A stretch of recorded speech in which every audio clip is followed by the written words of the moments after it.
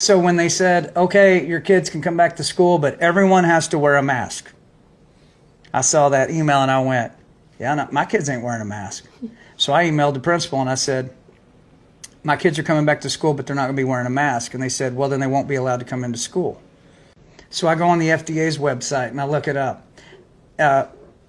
What's their stance on a mask when it comes to stopping the transmission of a virus? And here's what it says. A mask is considered an experimental medical device when it comes to stopping the transmission of a virus. Experimental. Then I go on the CDC's website. It says basically the same thing. So I copy and paste that and put the links to it in this email.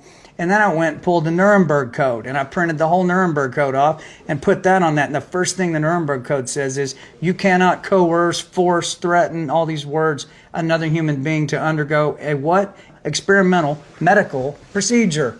You cannot do that to another human being against their will. And so I printed that. And then at the bottom I said, my kids will be coming to school without wearing masks. They do not consent to this experiment of wearing a mask to stop the virus. P.S. The penalty for violating the Nuremberg Code was death. John Rich. 30 minutes after I send this email, I get an email back with an opt-out form. That all I have to do is fill out this opt-out form, and my kid doesn't have to wear a mask when they go back to school. So guess what I did? I downloaded the opt-out form and I